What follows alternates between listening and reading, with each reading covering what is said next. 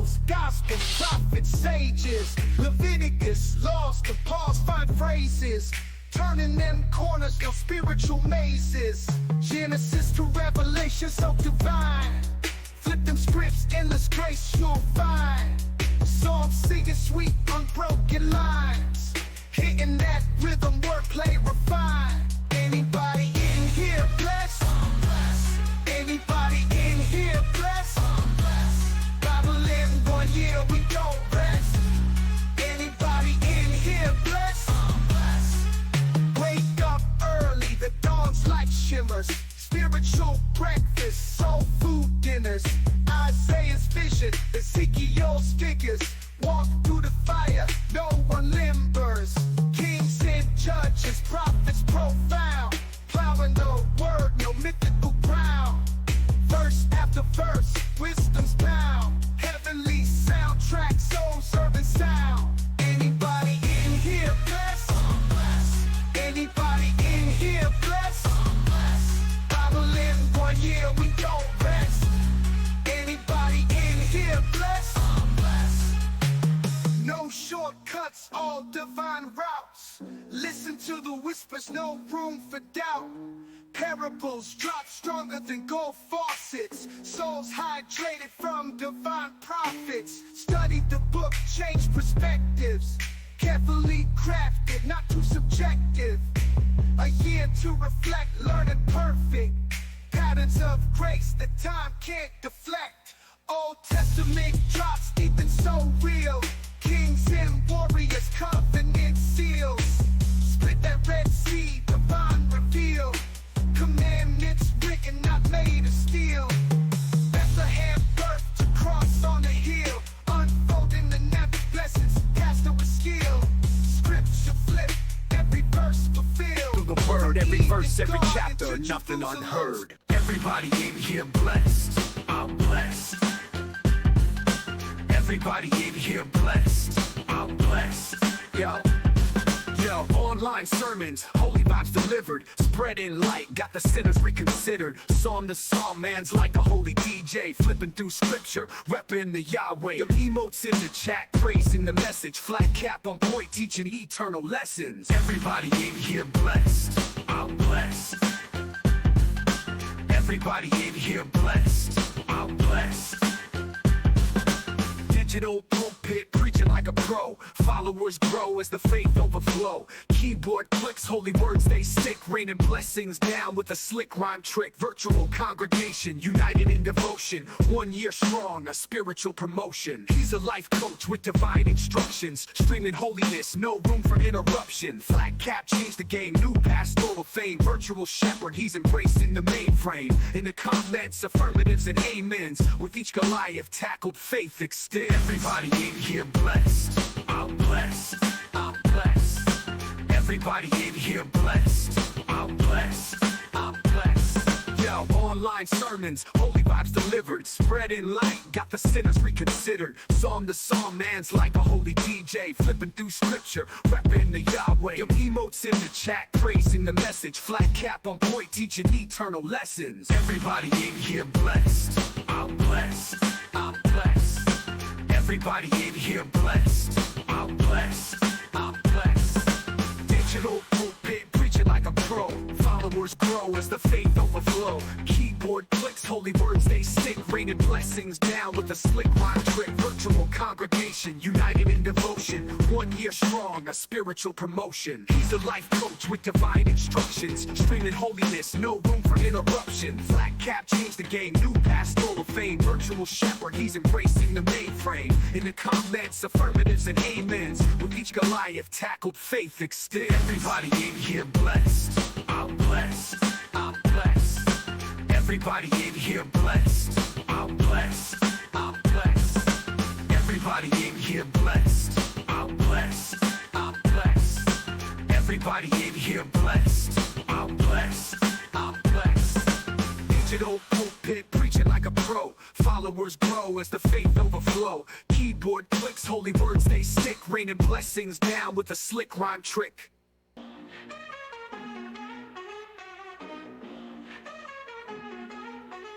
Flat cap pastor, dashing through pages. Chronicles, Gospels, prophets, sages, Leviticus, laws to Paul's find phrases, turning them corners, your spiritual mazes. Genesis to Revelation, so divine. Flip them scripts, endless grace you'll find. Psalms singing sweet, unbroken lines, hitting that rhythm, wordplay refined. Anybody in here blessed? Anybody in here blessed? Bible in 1 year, we don't rest. Anybody in here blessed? Wake up early, the dawn's light shimmers. Spiritual breakfast, soul food dinners. Isaiah's vision, Ezekiel's figures. Walk through the fire, no one limbers. Kings and judges, prophets profound. Plowing the word, no mythical ground. Verse after verse, wisdom's bound. Heavenly soundtrack, soul serving sound. Anybody in here blessed? Anybody in here blessed? Bible in 1 year, we don't rest. Anybody in here blessed? No shortcuts, all divine routes. Listen to the whispers, no room for doubt. Parables drop stronger than gold faucets. Souls hydrated from divine prophets. Study the book, change perspectives. Carefully crafted, not too subjective. A year to reflect, learning perfect. Patterns of grace that time can't deflect. Old Testament drops deep and so real. Kings and warriors, covenant seals. Split that Red Sea, divine reveal. Commandments written, not made of steel. Bethlehem birth to cross on the hill. Unfolding the never blessings, cast with skill.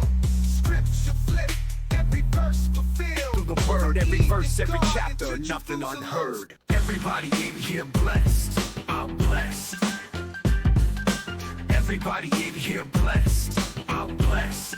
Yo, online sermons, holy vibes delivered, spreading light, got the sinners reconsidered. Psalm to psalm, man's like a holy DJ, flipping through scripture, repping the Yahweh. Your emotes in the chat, praising the message, flat cap on point, teaching eternal lessons. Everybody in here blessed, I'm blessed. Everybody in here blessed, I'm blessed. Digital pulpit, preaching like a pro. Followers grow as the faith overflow. Keyboard clicks, holy words they stick, raining blessings down with a slick rhyme trick. Virtual congregation, united in devotion. 1 year strong, a spiritual promotion. He's a life coach with divine instructions. Streaming holiness, no room for interruption. Flat cap changed the game, new pastoral fame. Virtual shepherd, he's embracing the mainframe. In the comments, affirmatives and amens. With each Goliath tackled, faith extend. Everybody in here blessed, I'm blessed, I'm blessed. Everybody in here blessed, I'm blessed, I'm blessed. Yo, online sermons, holy vibes delivered, spreading light, got the sinners reconsidered. Psalm to psalm, man's like a holy DJ, flipping through scripture, repping the Yahweh. Your emotes in the chat, praising the message, flat cap on point, teaching eternal lessons. Everybody in here blessed, I'm blessed, I'm blessed. Everybody in here blessed, I'm blessed, I'm blessed. Digital pulpit, preaching like a pro. Followers grow as the faith overflow. Keyboard clicks, holy words they stick, raining blessings down with a slick rhyme trick. Virtual congregation, united in devotion. 1 year strong, a spiritual promotion. He's a life coach with divine instructions. Streaming holiness, no room for interruption. Flat cap changed the game, new pastoral fame. Virtual shepherd, he's embracing the mainframe. In the comments, affirmatives and amens. With each Goliath tackled, faith extend. Everybody in here blessed, I'm blessed, I'm blessed. Everybody in here blessed, I'm blessed, I'm blessed. Everybody in here blessed, I'm blessed, I'm blessed. Everybody in here blessed, I'm blessed, I'm blessed. Digital pulpit, preaching like a pro. Followers grow as the faith overflow. Keyboard clicks, holy words they stick, raining blessings down with a slick rhyme trick. Welcome in, everybody. Welcome in. Okay, wasn't sure that was going properly there. All right, looks like we're good. Just trying to get a couple of things. Just some guy, 40 months. My goodness, over 3 years. So 40 months is the total that you could be sub to me, and just some guy is. That's amazing. Totally amazing. So I'm trying to play with the microphone a little bit, more settings, always playing with the settings, trying to get those. It was doing a bit of a stutter this morning, and still Stream Avatars is not working. Yesterday did the whole uninstall, reinstall. It still didn't work. I don't know what's up with that. Don't know what to do about it. I'm going to have to ask the community, poll the audience, if you will, and see if they have any suggestions on what I can do. So if anyone has suggestions, I have no idea. It gets all the way through, does a whole bunch of things, and there's this little box that shows up with the Stream Avatars, like a little triangle, exclamation point, and boom, it shuts it down. No idea what that is. So, no avatars wandering around, everybody. Sorry about that. I don't know what else to do to change that. Just checking my sound and everything. I think we're good. We'll just exit out of that. Get the earbud out of my ear. Boy, that was yesterday with Sunshine with the echo. I could not hear that echo until towards the end with the, like, it was coming back through on a 6-second delay. That was super weird. So maybe it's totally a do not use the Firefox for doing collab streams, because I haven't had that before. So I will be having to play around with that ahead of time to make sure we're good to go.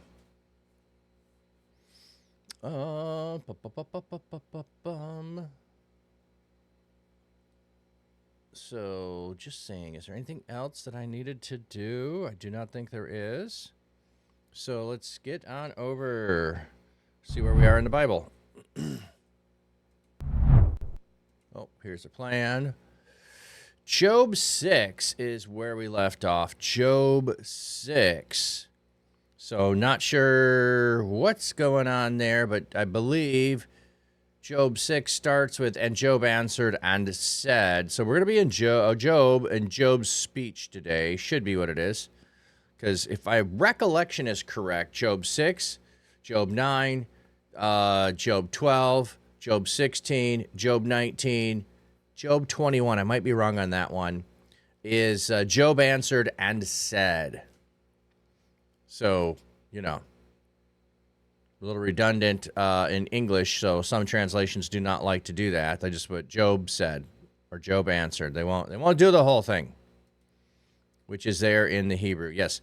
Then Job responded.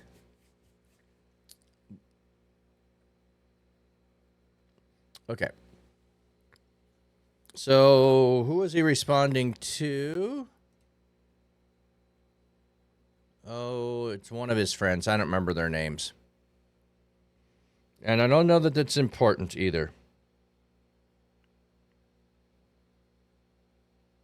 Well, let me just check this. Okay.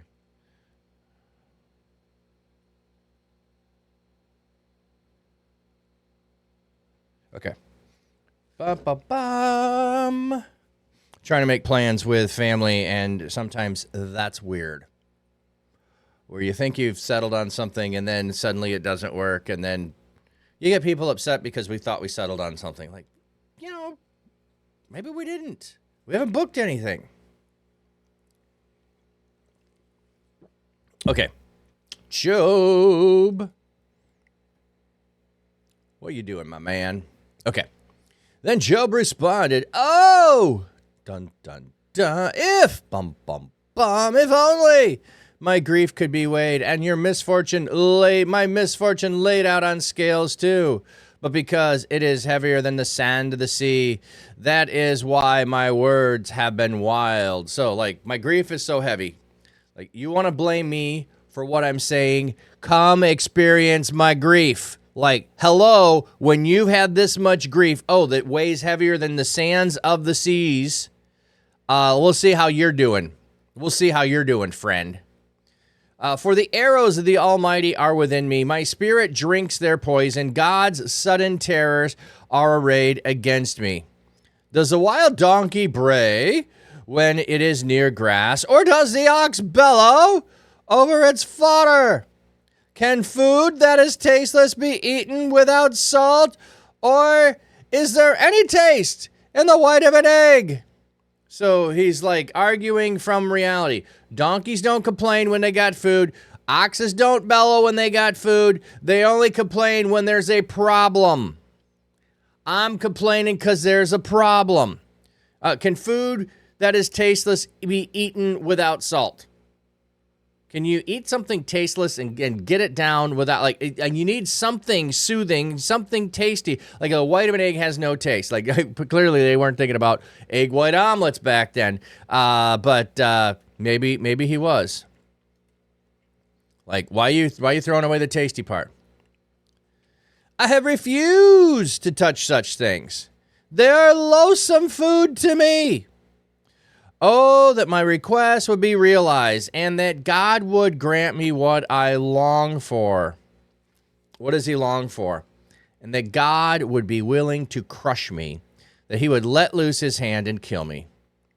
Then I would yet have my comfort. Then I would rejoice in spite of my pitiless pain, for I have not concealed the words of the Holy One.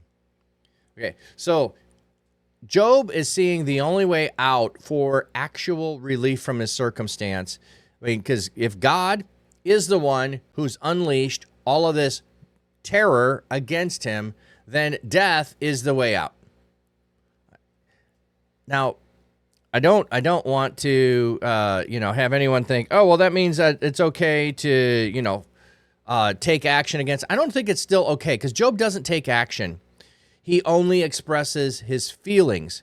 And someone expressing their feelings may just be that they're expressing their feelings. But you probably want to ask. Like, if I were here, Job, I'd say, Job, do you have a plan to do something about your feelings? No, I'm just expressing the fullness of it. Okay. But do you want to? Well, of course I want to, but I'm not going to. Okay. So I would still have a conversation with someone in Job's situation, even though I think Job is legitimate in his complaint, in his crying out. He's fully expressing it. And I don't think we just stop people from fully expressing it. I think we just need to be with them and to check on them, make sure that they are safe, that they aren't planning on something. So it's not wrong to feel this way. I don't think there's anything wrong with feeling this way. And I'm not saying that people who make plans are in the wrong. I'm just simply saying is we often say we can't feel these things, as the church will say that. And I'm saying I think that's wrong, that we tell people not to feel things. Feeling things is genuinely being honest with yourself. Like if my house was destroyed and my kids were all killed and I lost everything that I owned, do you think I would be bitter and I would be sorrowful and I would be full of self-pity and anger? You bet I would. But he still says, I'm not concealing the words of the Holy One. He's still clinging on to and looking for what God has to offer. Okay. What is my strength that I should wait? And what is my end that I should prolong my life? Like, okay, you give me some hope here. Is my strength that like that of stones, or my flesh like that of bronze? Like, am I callous? The question implies negative answer. Job is saying that it would take great strength to hold up under the affliction, but he's only flesh and bone. The suffering have almost completely overwhelmed him to endure all this to the end. He would need the strength he does not have. Well, I think that's true, but if I'm making a comparison of is my strength like stones, is my strength not crushable? My strength has been crushed. Like, that would be the way I would go. And I'm going to go with a more literal kind of a understanding of, can you crush a stone under the weight? No, stones don't crush under the natural weight that we can put on them. Yeah, we certainly can crush stones, but, a natural weight that's on a stone, does it crush? No. So Job is under immense weight, and he's not a stone, and he's been crushed. Or his flesh like bronze. No, man, you punch me, I hurt. Not like you punch bronze and you get hurt. Is not my power to help myself nothing? And has not every rescue been driven from me? So I am powerless. There is no chance of rescue from this. Like, I hope you can hear the depths of despair that Job is in. It's just one of the reasons why, like, if you are despairing of the situation you're in life, I think that's a good time to go read Job, because Job suddenly speaks comfort to you that you're not the only one, that this man who was wise also experienced great depths of despair and yet was able to endure. I also heard something interesting in a podcast, that it was talking about the kind of genre of wisdom literature that Job is and might be, and it might have been intended to be like a play that was enacted for people, where the person would come out with these really great long monologues that they would give, and then the friends would give the monologue. There's a whole genre of writings that are not the same as Job, but because Job has a different ending than they do. But there is the couple of like Syrian story of Job, and maybe the Mesopotamian story of Job. They're called that because they're similar, so they named them that. But yeah, I think that's interesting. Okay. To the one in deepest kindness should come from his friends. Oh, sorry. To the one in despair, kindness should come from his friends. What do we have? Kindness. Oh, loyalty. Hesed. Hesed. Yes. Loyal love should come from his friends. The Hebrew in the verse is extremely difficult, and while there are many suggestions, none of them has gained a consensus. The first colon simply has, to the despairing from his friends, kindness. Several commentators prefer to change the first word, Yamas, to the one in despair in some sort of verb. Several adopt the reading, to the one who withholds, he withholds mercy from his friends forsakes. Oh, from his friend forsakes. The point of the first half of the verse seems to be that one should expect kindness or loyalty from his friends in time of suffering. You bet. You should expect loyalty from your friends in time of suffering, not them abandoning and turning on you. Morning, Subdue. Even if, even if he forsakes the fear of the Almighty. So even if your friends neglect God because of watching you suffer, like they like just can't handle the situation with God, why would they turn away from you in your suffering? If they are your friends, they should be with you in the midst of your sorrow, not turning against you. My brothers have been as treacherous as a seasonal stream and as riverbeds of the intermittent streams that flow away. Like, dude, you guys are like coming in here and you're like treacherous to me. You are a danger to me, like an early spring deluge after the dry season, and the riverbeds, are gonna flood and bring destruction. Yeah, water's supposed to be refreshing. The way you're doing it's destructive. They are dark because of ice. They are dark because of ice? That's a weird. What is the dark? Often rendered which are black, would better be translated dark. It refers to the turbid waters filled with the melting ice, a melting snow of the frozen surface of the water, but not water that are muddied. The version fails to note the reference to water. Okay. So these torrents that are coming down are bringing ice with them. They're dark because of ice, not dark because of mud. Okay. Snow is piled up over them. When they are scorched, they dry up. When it is hot, they vanish from their place. Yeah, so this deluge that just came is going to dry up. It's not even going to be worth the water that it came with. Caravans turn aside from their routes. They go into the wastelands and perish. The caravans of Tema looked intently for these streams. The traveling merchants of Sheba hoped for them. Okay, Tema. Tema is an area of an oasis southeast of the head of the Gulf of Aqaba. Sheba is in South Arabia. The Sabians were raiders. Here they are traveling merchants.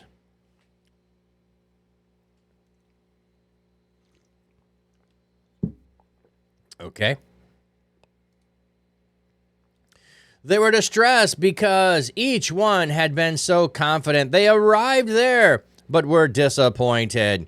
For now you have become like those streams that are no help. You see a terror and are afraid. It's a hapax legomena. The word kata means terror. The construct form kitat is found in Genesis 35 and kitit in Ezekiel.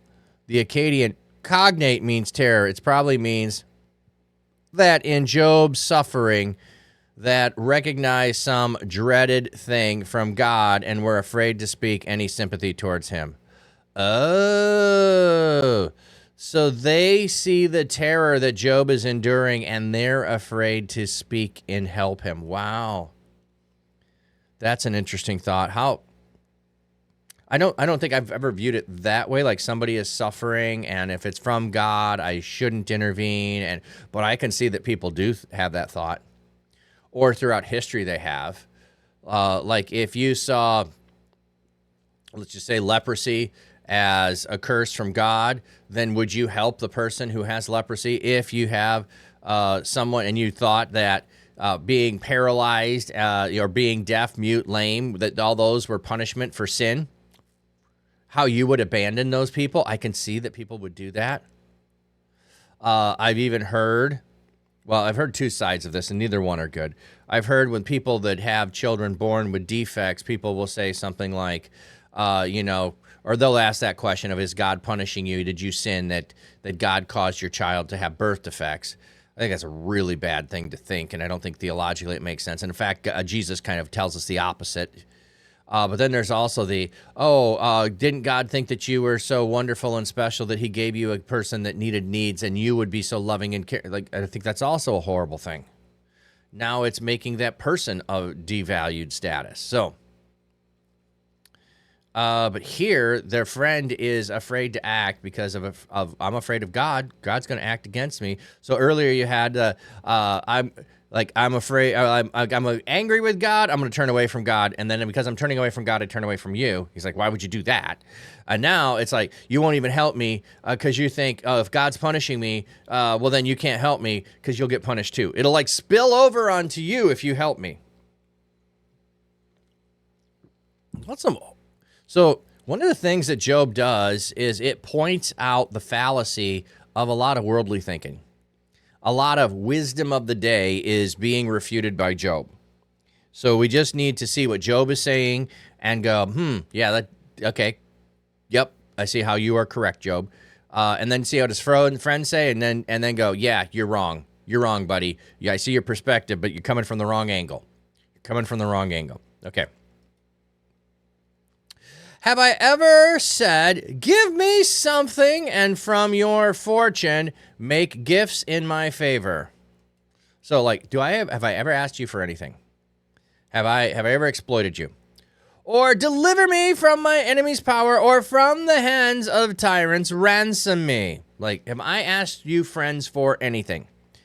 Teach me, and I, for my part, will be silent. Explain to me how I have been mistaken. Okay, so notice that Job now is inviting them in to the conversation. Like, you can't prove me wrong. but I'm willing to listen. You can go ahead and try. Your first attempt was futile. Your first attempt was bogus. Just come on and come at me, bro. How powerful are honest words? The words I'm speaking. But what does your reproof prove?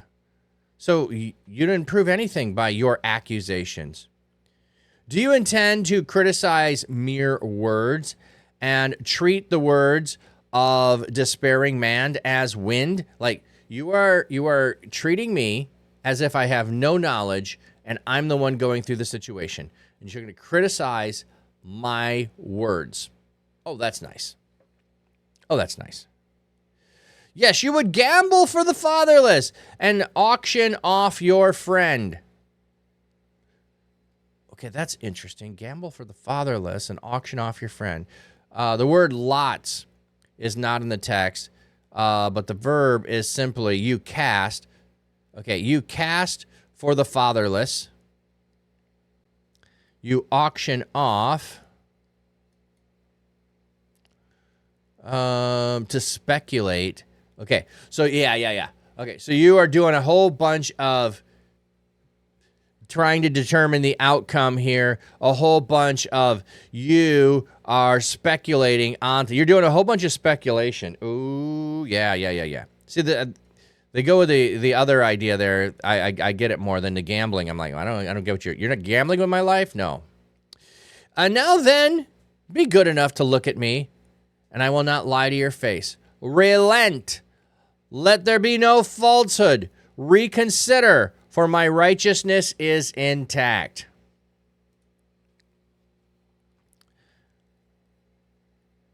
I love the defense that Job has. He calls on his friends to stop attacking him, that he has no falsehood. Reconsider what you are doing and saying, because my righteousness is intact. You're attacking my righteousness, which is impeccable. Now, we do this today. We think when something bad happens to someone that they must have done something bad. Like, this is a punishment for doing something bad. Well, okay, so then tell me, what did Peter do bad that he got crucified upside down? Or what did Paul do bad after he was proclaiming the gospel that got him stoned several times, beaten, and thrown in prison? What did they do that was sinful, that was against God, that caused those things? So the whole idea, the whole premise there is erroneous at best.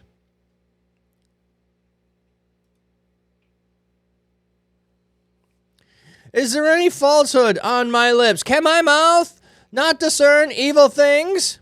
Like, don't I have the right to address the evil around me? Like, I don't get to speak. It's happening to me. I don't have the right to speak. Does not humanity have hard service on the earth? So, yeah. Life is hard. Got it. Are not their days also like the days of a hired man? So, like, I got to work hard, just like a servant. Like a servant longing for evening shadows, and like a hired man looking for his wages. Thus I have been made to inherit months of futility, and nights of sorrow have been appointed to me. Okay. So humanity has hard service on earth. And, let me compare it to hard labor.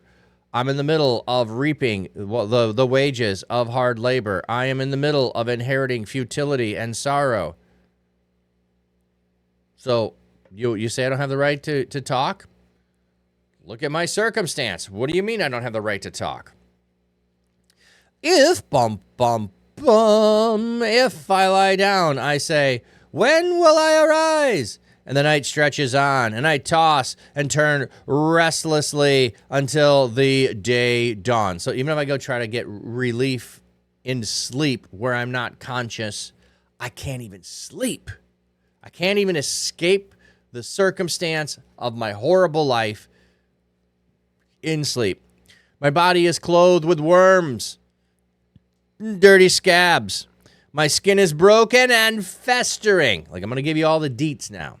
My days are swifter than the weaver's shuttle, and they come to an end without hope. So my days, they're just one after another, and they're all the same, and they just won't end. Remember that my life is but a breath, that my eyes will never again see happiness. The eye of him who sees me now will see me no more. Your eyes will look for me, but I will be gone. So my life is fleeting. My life is horrible. I'm here today. I'll be gone tomorrow.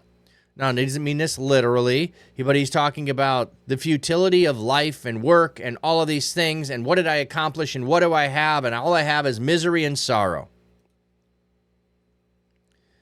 As a cloud is dispersed and then disappears, so the one who goes down to the grave does not come up again. Yeah, when I'm dead, you won't see me. It's over then, finally. Anybody feeling joy from Job today? He returns no more to his house, nor does his place of residence know him anymore. Therefore, I will not refrain my mouth. I will speak in the anguish of my spirit. I will complain in the bitterness of my soul. You're not going to get me to shut up. I have a situation I'm in, and I need to express it. I'm not going to bury it. Ooh, isn't this good advice? I'm not... Think about that for a minute. Isn't what we want from most people when they're suffering to just do it quietly, to not drag us into it, to just be silent and endure through the problem and just maybe we pray with them, maybe we hope for them, but we don't want to sit with them. We don't want to spend time with them. We don't want to hear all of the horrible emotions and trauma that they're enduring. And Job is like, I'm enduring, and I don't want to squash it down. I don't want to hide it. I am going to bring it to the surface so that it can be dealt with. And I think we need to think about that with people who are suffering. We need to let them, I must use the word vent, but on some level, it doesn't matter what the purpose or intent is. We need to let them speak of the sorrow and anguish that they're in. I think we need to do that. Am I the sea or the creature of the deep that you must put me under guard? So, am I dangerous? If I say my bed will comfort me, my couch will ease my complaint, then you scare me with dreams and terrify me with visions. So even if I go and think I'm going to get relief there, then I'm going to have nightmares about what happened. So that I'd prefer strangling and death more than life. So, like, Job, you're having nightmares about this? No doubt. I would probably too. But his friends aren't seeing it that way. I loathe it. I do not want to live forever. Leave me alone, for my days are a vapor. Like, you guys are worthless. Go away. Just let me die in peace.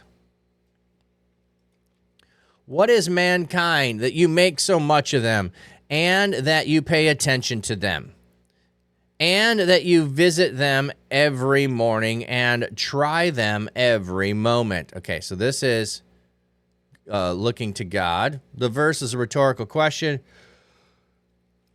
It is intended to mean that the man is too little for God to be making so much over him in all this. Yeah, so like, why would you even pay attention to us? We are so meaningless compared to your vastness. Why do you even pay attention? Why are you even visiting me every? Why do you try us? Why do you test us? We're insignificant.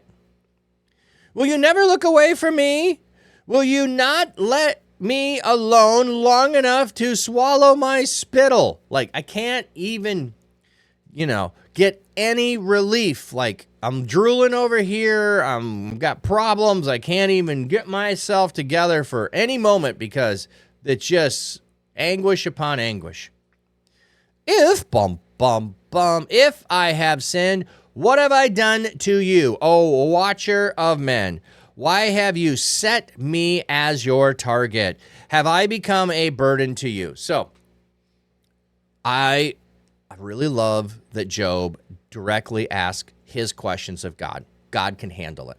We somewhat in the New Testament era don't want to think about questioning God. How dare you question God? Like if God is for us, who could be against us? I mean, we throw all those things around, or someone meant it for evil, but God meant it for good. Therefore, God, good will come out of it, or no good thing will he withhold from those who walk uprightly. Those passages are not meant to negate suffering.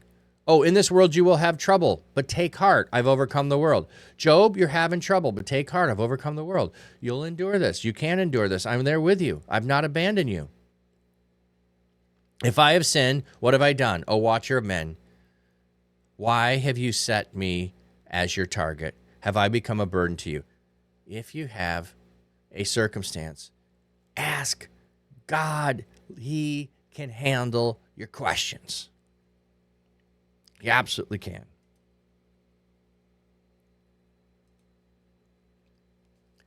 And why do you not pardon my transgressions and take away my iniquity? For now I will lie down in dust, and you will see me diligently, but I will be gone.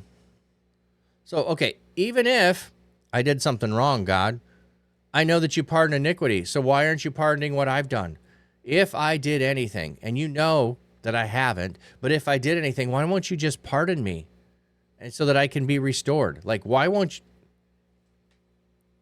Isn't that like, it's not, see, this is the whole thing is the question of why is there suffering? Job is trying to answer it. Job is trying to, even if I had done something, wouldn't you forgive me? Job is trying to answer that question of why is there suffering in the world? And it's not a simple answer. It's the simpler your answer, the less it applies to people's lives. How does the simple answer that evil exists, so therefore bad stuff will happen to you, satisfying?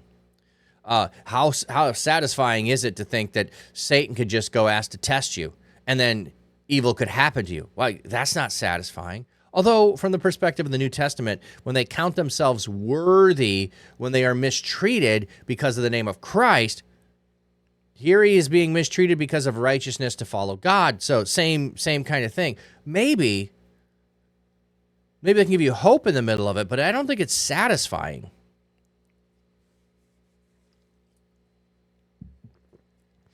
Okay. Oh. Next chapter. Then Bildad the Shuhite spoke up and said, okay. So Job answers, and now his friend speaks. So Job, I was reflecting on it. Job speaks first, and his friend rebuttals him. Job rebuttals his friend. Now he gets a rebuttal again. We get these cycles of conversation. Then Bildad the Shuhite spoke up. How long will you speak these things? Sing that the words of your mouth are like a great wind. You're a blowbag. You're a blowhard. Like, dude, you know nothing. Does God pervert justice, or does the Almighty pervert what is right? Okay, so I'm going to go at you. Like, think about this. Think about this for a minute. Somebody who is struggling in any circumstance, let's not go as extreme as Job. Somebody is struggling with something, and you're going to come with, I know scripture verses. I know scripture verses. Let me just throw scripture verses at you to correct you. Oh, my goodness. Can you hear the words coming out of my mouth? Exactly. You're a big blowhard. You're big. God doesn't pervert justice. If this is justice, you did something. Or does the Almighty pervert what is right? God isn't judging you unfairly. Clearly, you did something. Bad things don't happen to good people. This is the logic. It's false. If, and he's going to get in his face now. If your children sinned against him, he gave them over to the penalty of their sin. Why are your kids dead, Job? Because they done messed up, Aaron. They sinned against God. God punished them. End of story. All over. Okay, tell this to any parent whose children walk away from the faith. Why? Oh, because they sinned. And so God gave them over to their sin. Where's the comfort in that? Where's the truth in that? But if, if you will look to God and make your supplication to the Almighty, if, if you become pure and upright, even now he will rouse himself for you and will restore your righteousness or your righteous home. So, Job, you just got to confess what you did wrong. You know you did something wrong. Stop playing innocent. Oh, yeah, and your kids, they weren't innocent either. Like, this the kind of friend you want hanging out? I'm going to say no, a big rousing no. Your beginning will seem small since your future will flourish. So just return to God, repent, and then God will give you lots of goodies. His friend thinks God is a vending machine.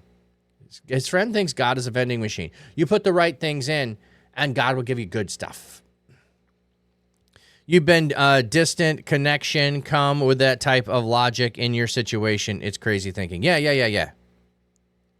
Yep. People, when people, this is why I say, if you're in the midst of struggle, go read Job. Job is going to help you see that you, in your struggle, are not alone. You, in your struggle, may be righteous. And your friends giving you wisdom might be numbskulls. Yeah, I think that's still my favorite word for them. Numbskulls.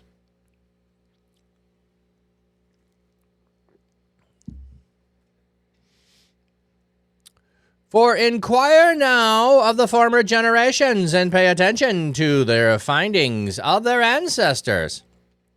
For we were born yesterday, and we do not have knowledge, since our days on earth are but a shadow. Oh, consult the ancient wisdom, friend.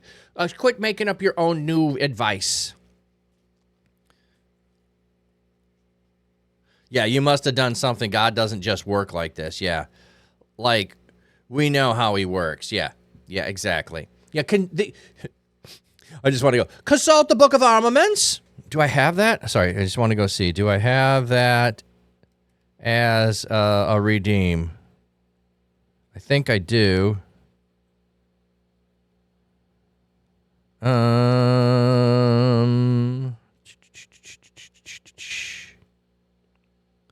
Nope. Maybe in the other one. I don't have it right here.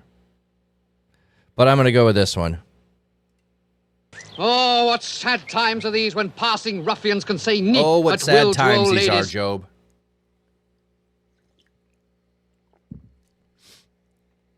When friends will come by, instead of comforting you, they will pile on misery and sorrow.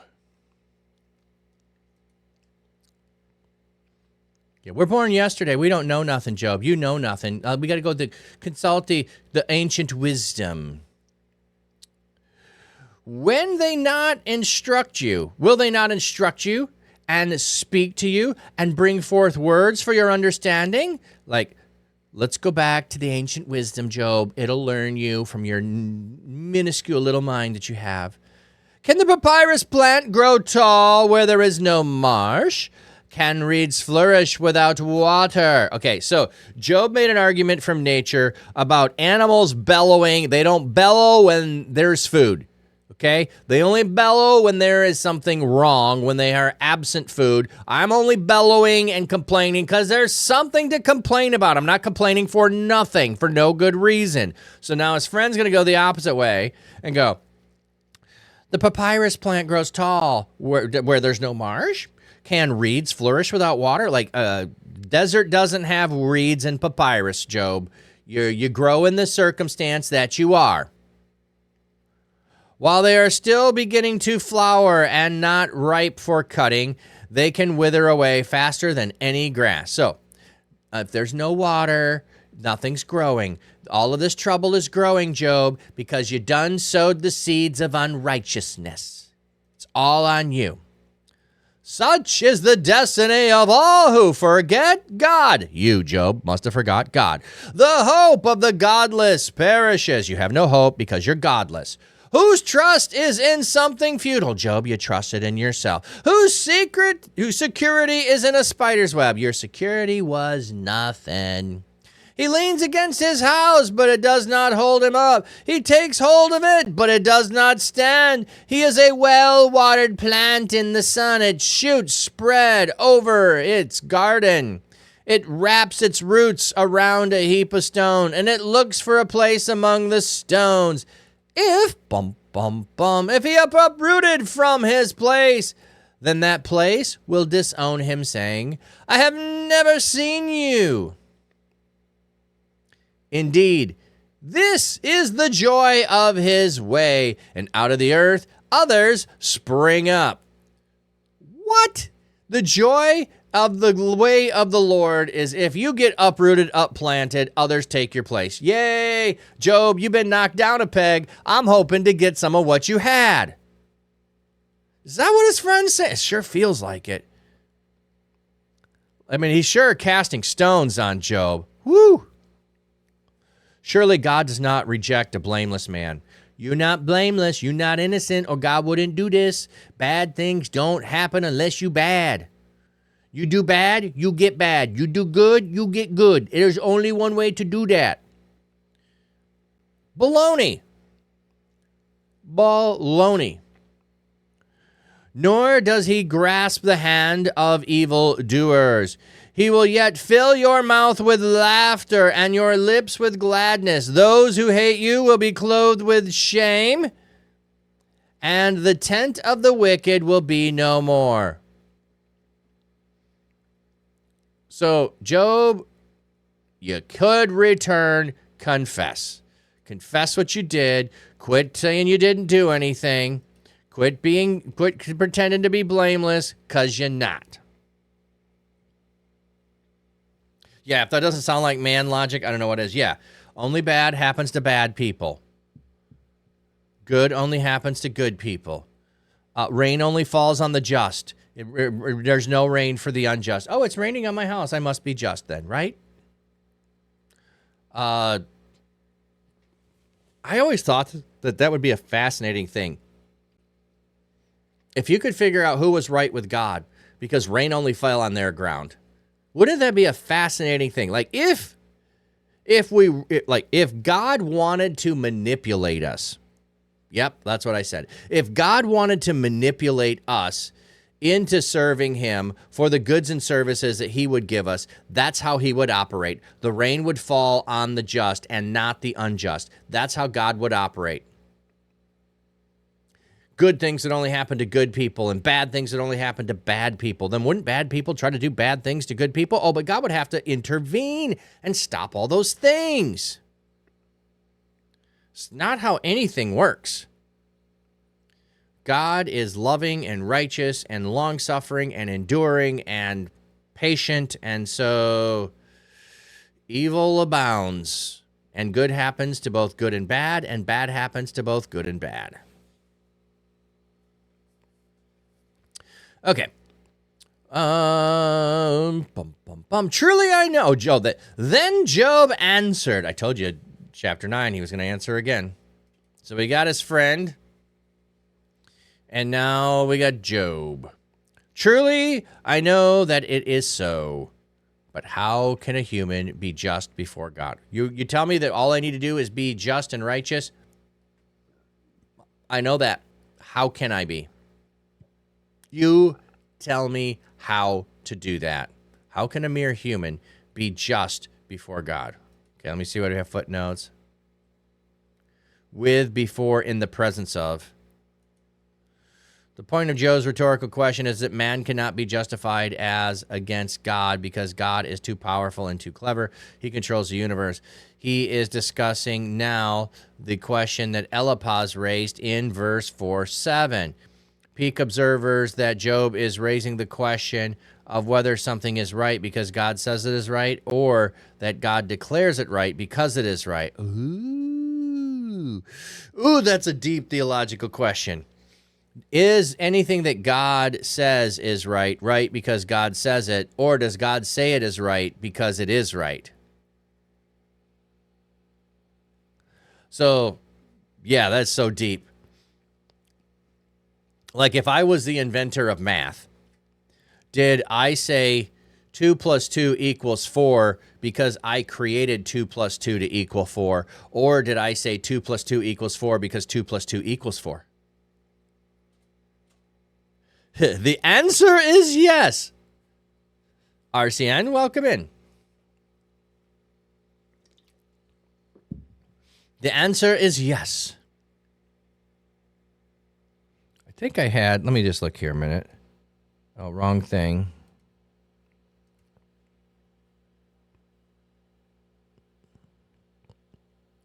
Oh, I know where they are, I think.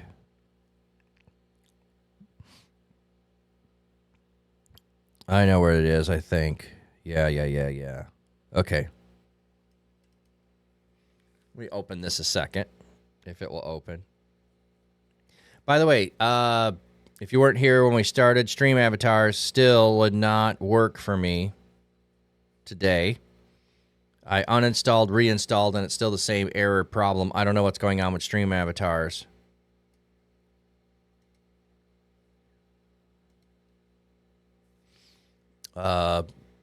Anyway. I was trying to look for... Oh, I know where it is. I'm looking in the wrong place again. It's over here. I was looking for...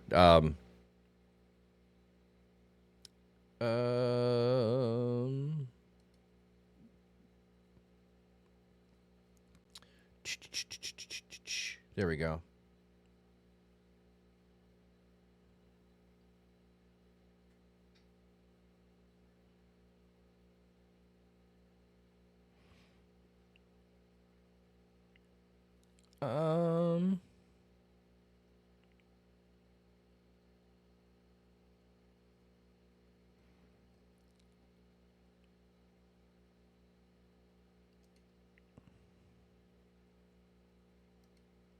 No, not what I wanted. There we go.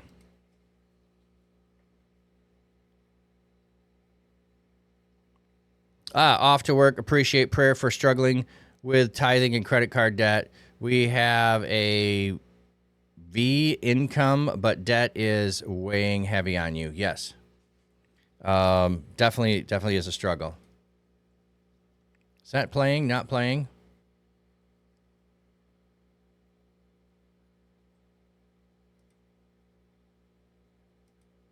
That was so random and irrelevant.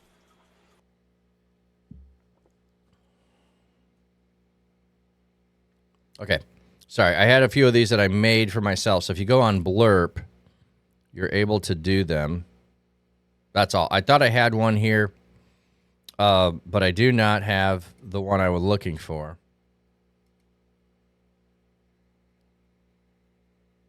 Not seeing that go, so this way it does tend to go.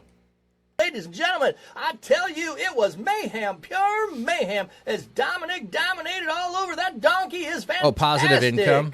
Oh, woo! Okay. The VE in there was like, what?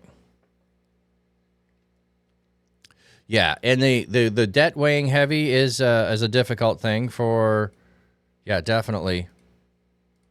So, yeah, prayers for RCN. Let's just do that.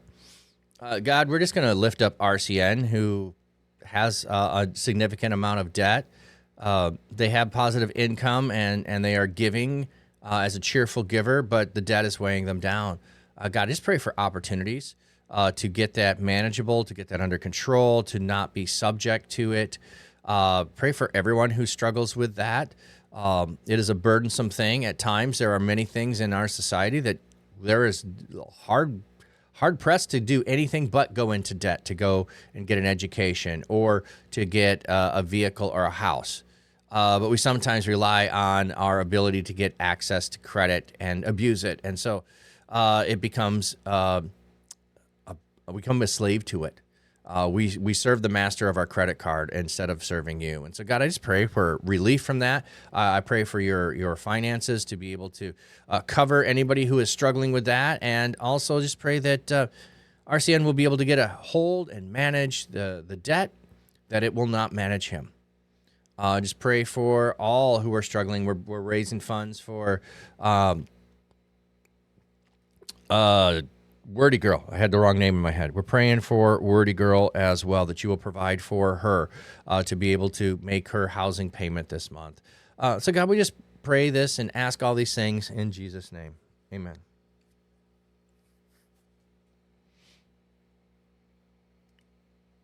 I thought I had a different... I did a couple of clips, so like I said, they are over in Blurp if you go there, and you can redeem some blurps. I put some in there that are my voice blurps, and I was looking for one, but I guess I didn't have it in there.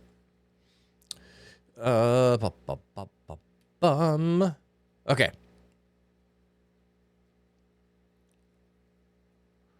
If someone wishes to contend with me, he cannot answer him one time in 1,000. So you want to contend with me? You can't answer God. Like, you get 1,000 chances, you're going to come up short every time in regards to God. It's just not going to happen. You can't stand. He is wise in his heart and mighty in strength. Who has resisted him and remained safe?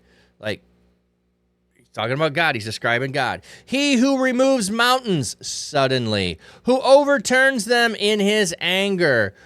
He who shakes the earth out of its place so that its pillars tremble. He who commands the sun and it does not shine, and seals up the stars.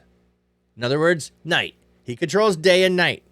He alone spreads out the heaven and treads on the waves of the sea. He makes the bear Orion and Pleiades. These are all constellations. Oh, yeah, and then he says, and constellations of the southern sky. It's interesting here, the southern sky. The chambers of the south. Oh, okay. Okay, this was probably a reference to the... Okay, so the idea... This is an ancient idea. It seems silly to us, is that just like you have a place that you go and dwell in, your chamber, your house, your bedroom, you go into your chamber when you're not out and about and everybody can see you. You go in your chamber at night. Well, when the constellations are not seen, they go into their chamber. Where is their chamber? In the south. Why is it in the south? Because when you look south, all of the things rise and come up to the north, and then they come back and they settle in the south, as it's just about the rotation of the earth. So you have things rise on the horizon, move across, and then dip below the horizon. It appears to be coming out of the south, out of the southern chamber where all these constellations live. So this is not describing science. This is describing human perspective of the heavenly realm. He does great and unsearchable things and wonderful things without number. If, if he passes by me, I cannot see him. If, he comes by, I cannot perceive him. Like, if God was here right now, how would I know? If, he snatches away, who can turn him back? Who dares to say to him, what are you doing? God does not restrain his anger. Under his helpers of Rahab lie crushed. Rahab is not to be confused with the harlot by the same name of Jericho. Rahab is identified with Tiamat, the Babylonian creation epic, or Leviathan, the Canaanite myth.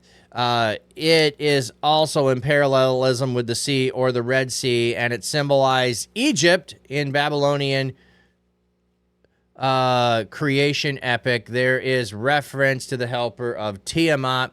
In the Bible, the reference is only to the raging sea, and the Lord is under control.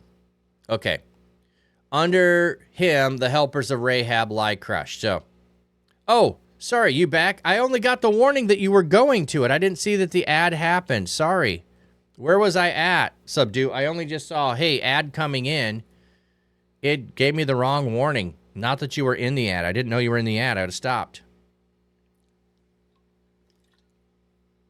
Well, let me give you a quick peek at the fish and birds.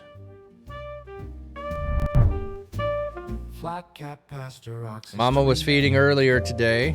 Streaming life by the reeds. Fish pond calm and glassy clear. View it all right. It was raining. It is raining, so that might be some of the... Man with sax in hand. Plays tunes by his quiet Well, I know band. why it could be. Acoustic guitar in the breeze. Tilt that a little bit more, get Y-Wis. With ease. Watch the fish, they swim along to the rhythm. I'm going to go ahead and leave it there. There doesn't look like there's going to be any sun today. Flat cap pastor shows the way. Stream it. So where do we leave off? Where do we leave off, Subdue, if you can, or anyone else who was here? Wiz Altair, welcome in. Because I didn't see that the commercial came in. It gave me the warning that it was happening, and then the countdown to it starting, and apparently that was the ad was happening.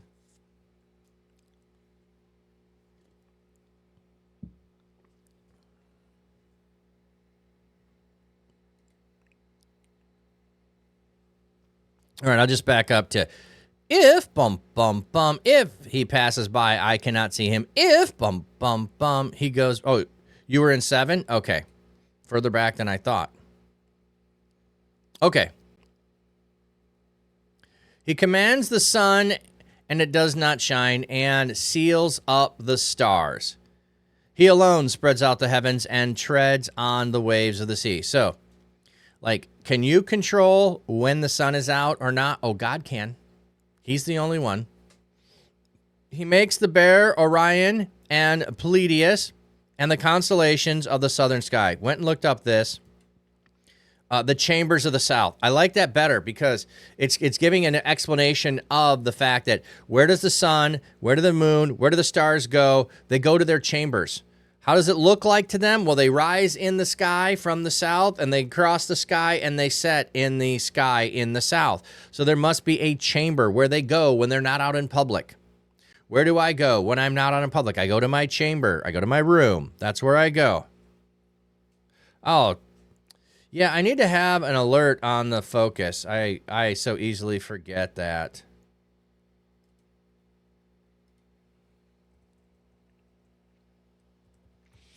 Maybe there's a way that I need to figure out that whatever I type for the title would get shown there. Then maybe I need to figure out how to do that.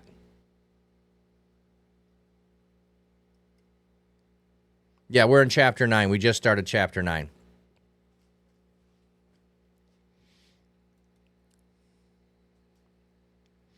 So, can you control where the sun, moon, and stars and the constellations are? No, but God can. He does great unsearchable things and the wonderful things without number. If, if he passes by me, I can't see him. If, he goes by, I can't perceive it. Like, I can't even tell when, like, he sneaks by me. Like, if, he snatches away, who can turn him back? Who dares to say to him, what are you doing? Okay, I'm wondering what the snatches away is. Surveys the usage and concludes that the verb, normally describes the wicked actions of a man, especially by treachery, trickery against another, is found nowhere else. The verb robber is found in Proverbs. Dorm sees no reason to amend the text because he concludes that the two verbs are synonyms. Job is saying that if God acts like a plunderer, there's no one who can challenge what he does. Yeah. Hey, I'm watching. I'm glad to hear your sound all got fixed. That's fantastic. Yeah, if he does something evil, who dares to challenge him? Who could turn him back? Who ask him questions about it? Does God not restrain his anger under him with helpers of Rahab. And Rahab here is not Rahab the harlot. It is Rahab, who is part of the Babylonian creation epic, like Leviathan, the creation myths of the Canaanites. So, like, he can crush things. He's got the power of all these things. How much less, then, can I answer him? So if, like, all of the creation cannot stand and not be obedient to God, what am I going to do? And choose my words to argue with him. Like, what have I got to say to God? Although I am innocent, I cannot answer him. I can only plead with my judge for mercy. Like, I'm innocent. I can't argue my way to innocence. I can only plead for mercy. I mean, it feels kind of sad, Job. But I understand what point he's making. The power of God is so great, and we were asking the question earlier, does he declare something right because it's right, or is he make it right by declaring it right? And I'm going, I don't know. Maybe it doesn't make a difference. If I summon him and he answered me, I would not believe that he would listen to my voice. So God is so great. Even though I am crying out to him, I have no expectation to hear a response. He who crushes me with a tempest and multiplies my wounds for no reason. He does not allow me recover my breath, for he fills me with bitterness. Like, I got no strength to face him. If it is a matter of strength, most certainly he is the strong one. And if if it is a matter of justice, he will say, who will summon me? Like, I can't argue with God on who's more powerful. I can't argue with God of justice. Although I am innocent, my mouth would condemn me. Although I am blameless, it would declare me perverse.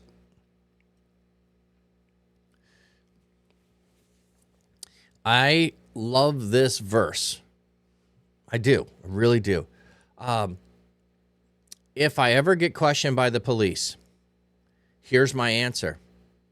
Although I am innocent, my mouth would condemn me. Although I am blameless, it would declare me perverse. Like this, I will always plead the fifth. I will not cooperate. I will not talk. I don't care if I'm innocent. I don't have anything to hide. I'm not going to perjure myself and be entrapped in any way. Nope. No, sir. Not gonna. You go through what you need to. You find all your evidence. You prove all of that. I will not speak on my behalf. Nope. Not going to. I am blameless. I do not know myself. Oh, I am blameless. I do not know myself. Yeah, Job, isn't that excellent advice of Job there? Like, in an effort to avoid tautology, makes this a question, am I blameless? The next clause then has Job answering that he does not know.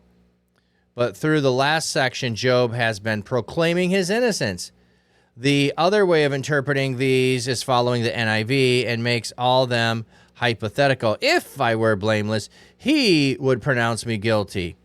And then come to the verse with Job saying, I am blameless. The second clause of the verse does not fit either very well. Job employs the same terms for blameless as in the prologue. God used it to describe Job. Bildad uses it in 8:20. These are the final occurrences in the book. So this is the final thing where he says, I am blameless. Let's go look at that. Job 9:21.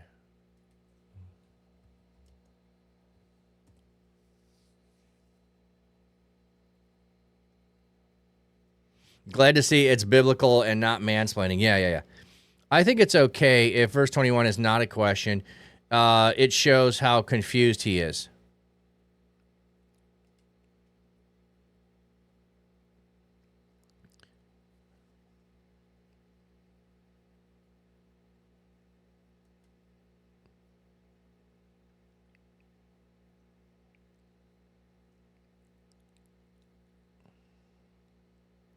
Yada, I know, I have experience. This is experiential knowledge, not intellectual knowledge.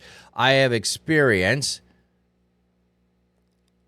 and I know in my soul I would despair of life. Okay, yeah, that is some hard missing words, like this word in the translation, not in the text. Okay. I am blameless. I know myself. I despair of life. Oh, sorry. I do not know myself. The meaning of the expression, I do not know myself, seems to be, I do not care. NIV translated, I do not concern for my life. Job believes he is blameless and does not deserve the suffering. He will hold fast to his claim, even if the future is uncertain. I do not know the future myself. I do not know the outcome myself. Okay. I despise my life. Okay. Yeah, well, I don't know Wiz Altair that I would say he's confused. He does not understand the reason for his suffering. So in that way, if you want to say he's confused over the suffering, his blamelessness he is not confused over. I am blameless. I don't know myself why this has happened. I despise my life. Kazaku.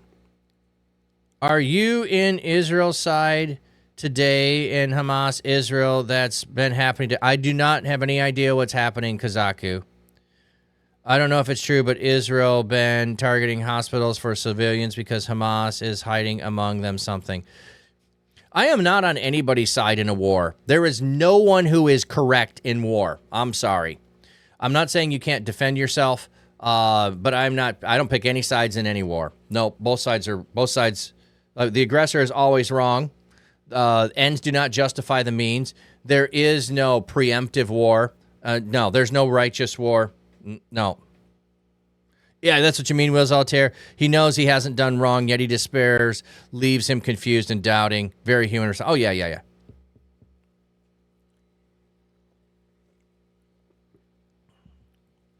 So, like, if we go back, I mean, Israel-Hamas, the situation is horrible for both sides.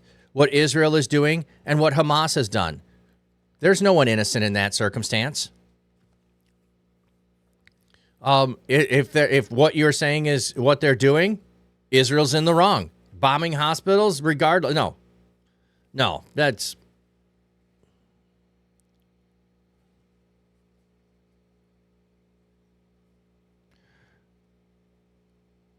Yeah. Well, war today seems so complicated. There's so many we can do compared to, but yeah, we have so much capacity to harm people. It's not that innocent people have not been killed throughout history or taken captive or any of those kinds of things, and destruction of property. Certainly always been the case. But there's a whole thing called just war theory, and I just reject the whole idea that there is just war. Now, defending yourself, you can choose to do that. A country should choose to do that. But there's also the decision that you could make, and I'm not opposed to it, to say, I will let you do what you want. I'm going to turn the other cheek. I'm going to show the injustice of what you are doing to the world by letting you do this. So the aggression is never a good thing. Wiz, I just pray for the kids and let God handle it because only he knows the truth. Yeah, and in the current circumstance, in any of these wars, I do not have access to intervene in any way. And I don't see foreseeable future, like the way for me to be able to intervene from the standpoint of being a soldier, of voting for people that are going to change policies and things like that, because many of these are overseas. There is the possibility that if opportunity arose to be able to help with refugees and things of that nature, that's going to be the extent of what I could do, other than being in prayer. Israel can't just sit in today's generation. You think because Hamas been attacking them long-range distance missiles too. Today's war is too long range because of nuclear bombs and all the advanced technology. Definitely all the advanced technologies. I don't have really any fear of nuclear war. I think that the fact that it's never been used is likely that it will never be used. Now, dirty bomb, on the other hand, that I could see being used, but I don't see all-out nuclear war that was fearful. People were fearful of, after World War II. I just don't see that as a reality. I could be totally wrong, but I'm not fearful of nuclear war. Okay. So, why my mouse not moving? That's weird. Well, compared to Bible times, I really think it's only a matter of scale. I mean, they had chariots and horses and bows and arrows, and yeah, you saw the people. Yeah, we've got missiles that we can stay far away. Yeah, there's a disconnect from looking someone in the eye and taking their life at times. It is all one. That is why I say he destroys the blameless and the guilty. The LXX omits the phrase, it is all one. Modern scholars either omit it or transpose it for clarity. The expression, it is one, means that God is dealing with people are indiscriminating. The number one could also mean the same. It is all the same. The implication is that it does not matter if Job is good or evil, if he lives or dies. The conclusion of the preceding section.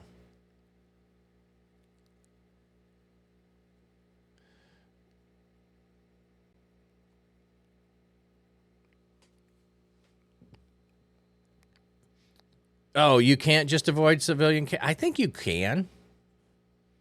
But we certainly do not have the 17th century, 18th century mentality of we go to war and we form lines and shoot at each other. We don't have that. Yeah.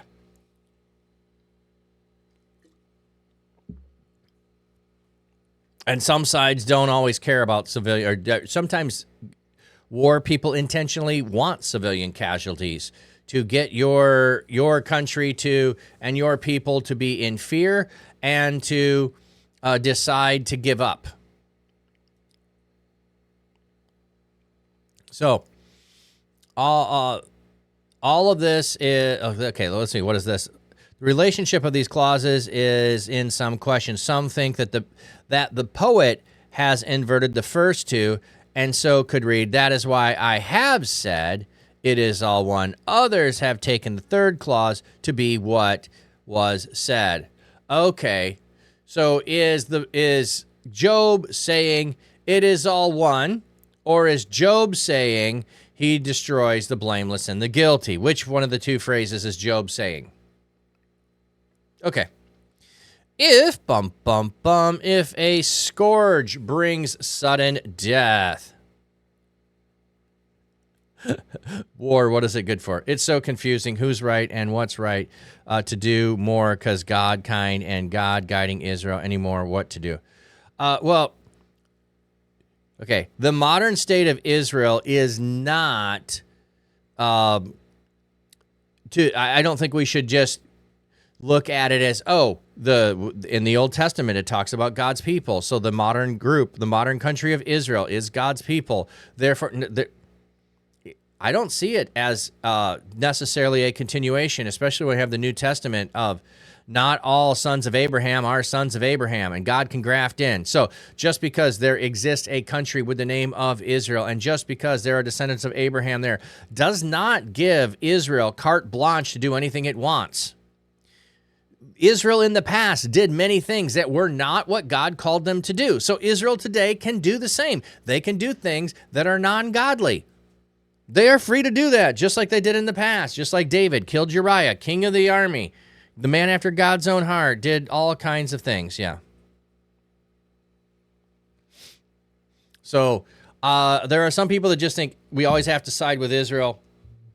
I don't have to side with anybody that's in the wrong.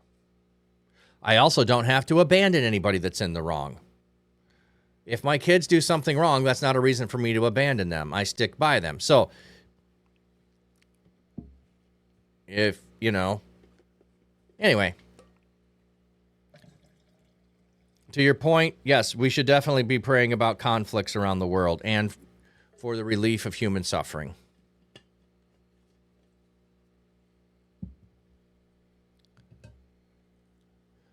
Yeah, you want to talk about how Israel screwed up? Go read the book of Kings and Chronicles. You'll see how often Israel screws up following God.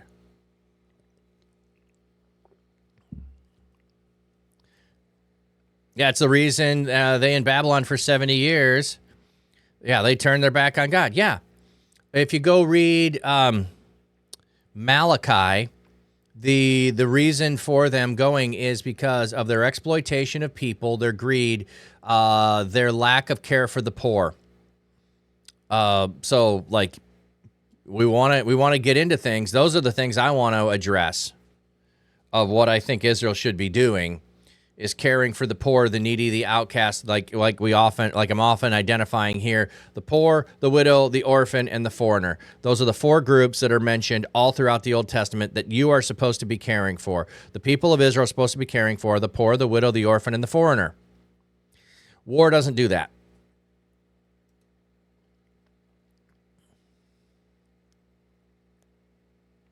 If If a land has been given into the hand of a wicked man, he covers the face of its judges. If it is not, then who is it? Okay. If a land has been given into the hands of a wicked man, he covers the face of its judges. Okay. The details of the verse are not easy to explain, but the meaning of the whole verse seems to be about miscarriage of justice in the courts and the failure of God to do anything about it. Yep. The subject of the verb is God. The reasoning goes this way. It is the duty of the judges to make sure that justice prevails and that restitution and restoration are carried through. But when the wicked gain control the land of other people and judge the ineffective to stop it, then God must be veiling his eyes. So God's not watching when injustice happens. This seems to a broken off sentence. And so, as rather striking, the scribe transposed the words ethohu to make the smoother reading. If it is not he, who then is it? So, if it's not God who could intervene when there's injustice, who can? Who can? Kazaku, some Jeremiah. Thus says Yahweh of hosts, the God of Israel, behold, I am about to bring on this city and all the towns the entire calamity that I've spoken against it because their stiff necks, so as not to hear my words, and have built the high place of the Baals to burn their sons in the fire as burnt offerings to Baal, a thing which I never commanded or spoke of, nor I'm not denying that that's not part of it too. I'm just saying that Malachi gives a different explanation for it. I think it's Malachi. I might have the wrong prophet.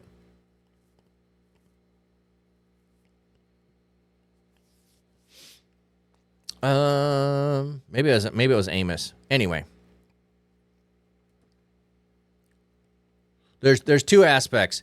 So if we just go to the two commands that Jesus talks about, love the Lord your God with all your heart, soul, mind, and strength, and love your neighbor as yourself, it's the violation of those two things.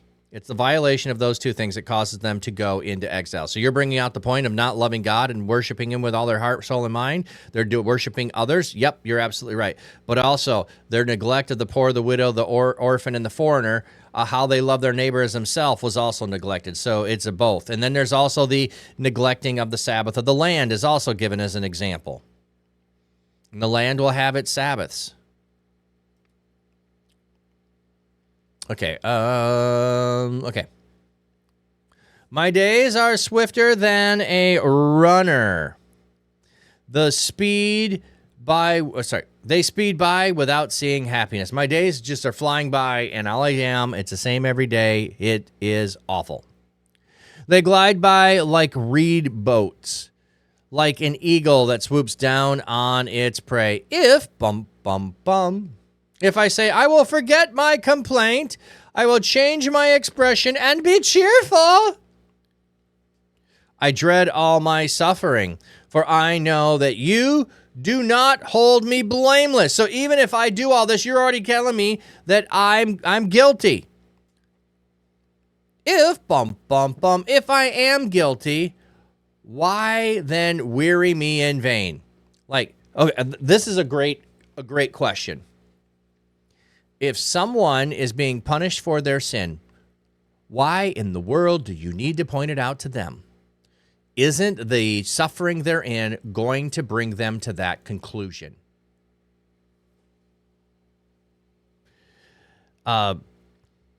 Just think about something else. Like, oh, if I go ride my bike without a helmet and I fall and I get a concussion, wouldn't the fact that I did something to not protect myself cause me to then reflect on it and next time protect myself? A logical conclusion would say yes. Now, I know that in practice, not everybody's going to do that. But he's using that argument of, if I'm guilty, why do you need to say anything? If all my suffering is just, wouldn't I figure that out? Why do you need to even open your mouth? If, if I wash myself with snow-melt water and make my hands clean with lye, then you plunge me into a slimy pit and my clothes abhor me. So, if I'm doing all of this, you're still getting me all covered with this stuff. It's kind of a confusing little phrase there. What do we have on the slimy pit here? Gives, meaning pit or ditch, a number of expositors change the pointing to obtain an equivalent of filth. Job is just washed with pure soap and water, and now God plunges him into filth. Oh, the U is on God? I was thinking that was his friend.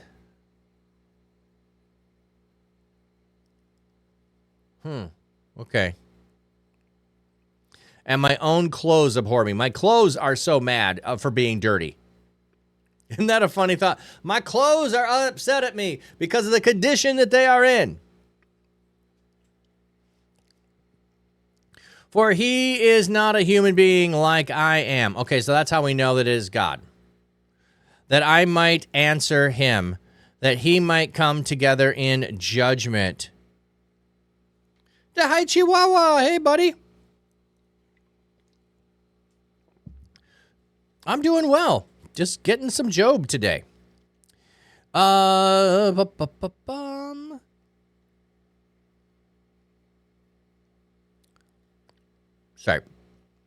For he is not a human being like I am, that I might answer him, that we might come together in judgment. Nor is there an arbiter between us. So we can't reason together because I'm not like God and God's not like me. And we don't have an arbiter between the two of us.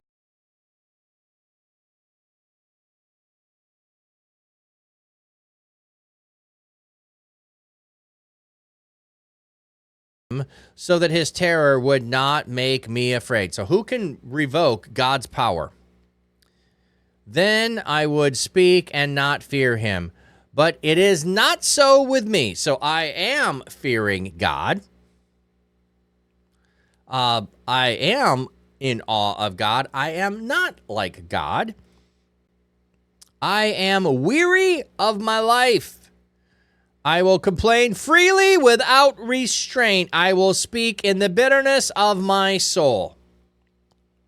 Again, I really appreciate that Job lays it all out. That Job doesn't hold back. I am weary of my life. What do we have here in the...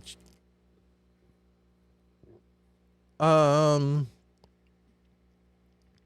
am in anguish, but the meaning I am weary fits the passage better. Okay, so yeah, could be I am in anguish. I'm weary. Yeah, life is just awful. I will complain freely without restraint. Without abandon. Like, you cannot restrain me from complaining. I have the right. Look at my circumstances.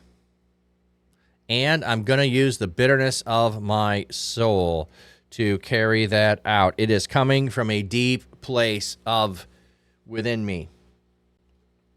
I do that sometimes, if you didn't notice. I use the wrong preposition in the middle half of a sentence and finish it differently. The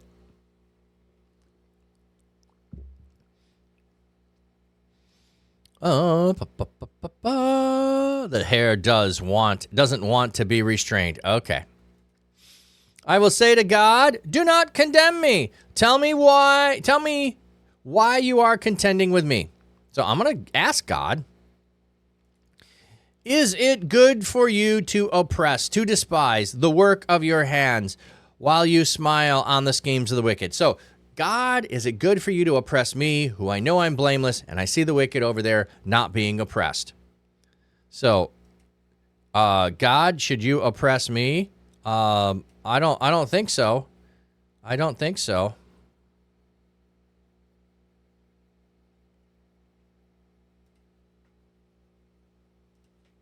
Help! Help! I'm being repressed!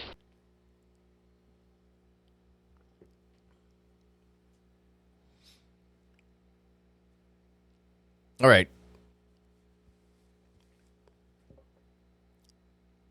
Yeah, wouldn't that be funny if Job had that, you know? Hey, Zach Lee, good morning.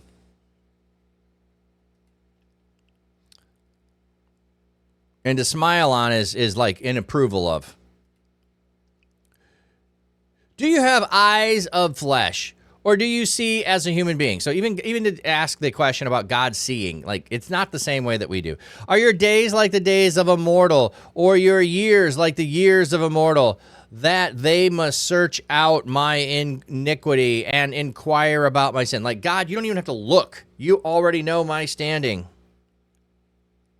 You have a question about chapter 3? Okay, we already passed that, but go ahead. Although you know that I am not guilty. So even Job is saying, you know I'm not guilty.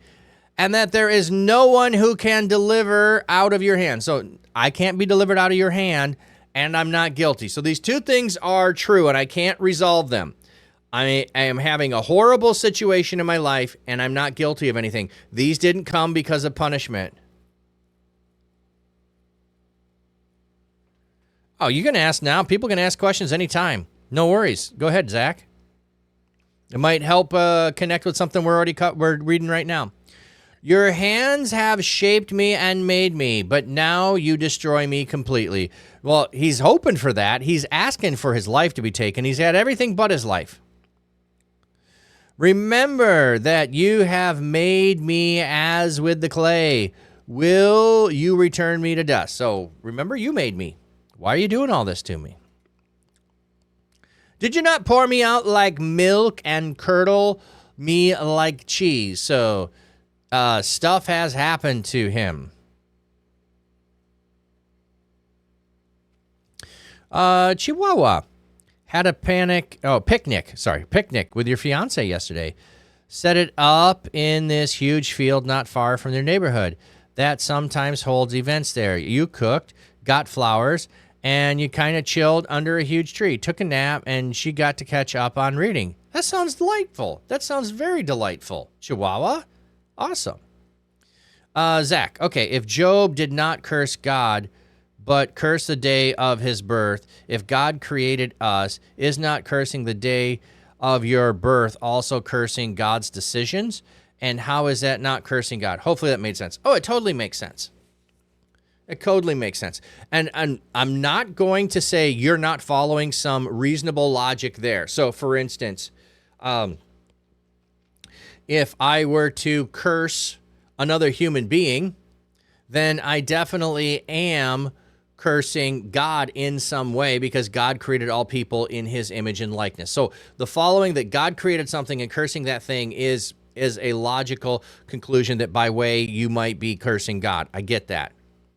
However, when Job is cursing a day is really a concept on some level. So a day is a way of measuring things, of marking time.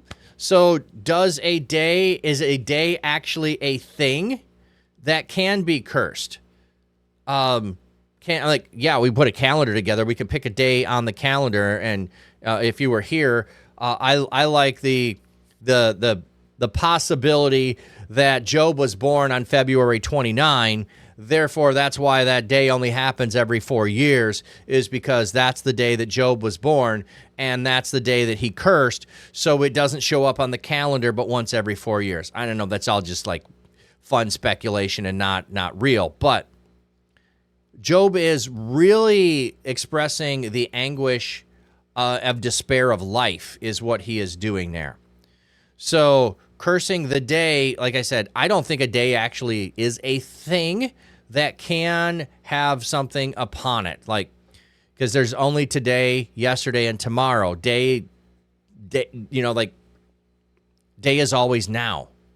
So anyway, I don't think I fully answered that. Say more about your thinking on that. I mean, Zach, your logic is following a path, but if days are just time markers and years are just time markers, and different people in different places use different ones, like we use a different calendar today. We can't remember if we use a Gregorian calendar. Anyway, the same calendar used today is not the same calendar used centuries ago. The Chinese have a different calendar. There's a different Jewish calendar. So how would we even distinguish that? It would all automatically still have to be something that man has identified as a day to be able to be cursed in the first place. So I don't think he does curse God. And he certainly doesn't curse him directly. So that part I think we can be in agreement on. He's not cursing God directly when he curses the day he was born. So I don't know. Say more.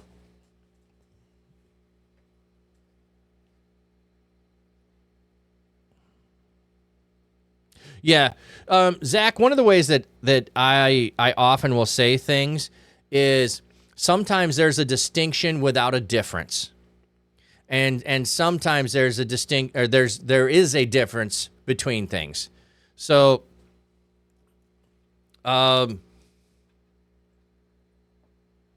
yeah, anyway, you can be saying and looking at things the same way, saying them different ways, but in reality, there's not a difference between the two. Like, let me give you an example that maybe makes sense. Is partly sunny or partly cloudy, or mostly sunny or mostly cloudy? Which one is it when I say mostly sunny and mostly cloudy? Like, well, how? Like, is it 50% of each? There might be a distinction without a difference. So I'm making a distinction of the way that I'm viewing it by saying, oh, my focus is on the sun. It's mostly sunny. My focus is on the clouds. It's mostly cloudy. There might be no distinction or no difference between the two, but I'm making a distinction. And sometimes we have those things. And I might be confusing you more by using that example. You don't understand the difference between the two of not cursing God, but his birth. Yeah, I can see that. But this is also poetic language. This is wisdom literature. It's in a form of poetry to share wisdom with us. So it also tells us in all this, Job did not sin. It says that several times. There are some who think at the end Job does finally sin. I do not hold it that way. That Job does sin in this. So, I guess another place to go is, let me find it a minute. There is a spot where people are called to write their curses and put them on a mountain. It's either Exodus or Leviticus.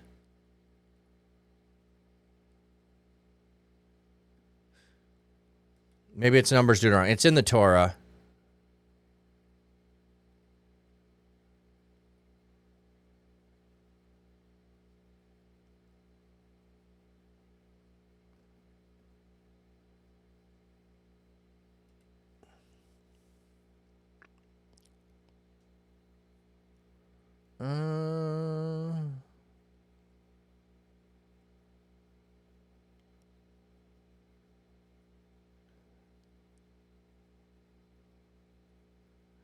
Okay, this is talking about something else there.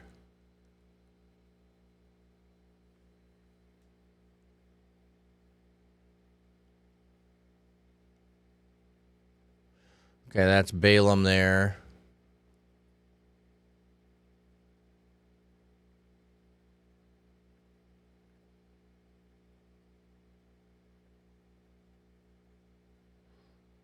Okay, maybe it's Deuteronomy. There is a part where there's two mountains, and one of them is where you're to go and you're to put your blessings, and the other one is to where you're to go and put your curses.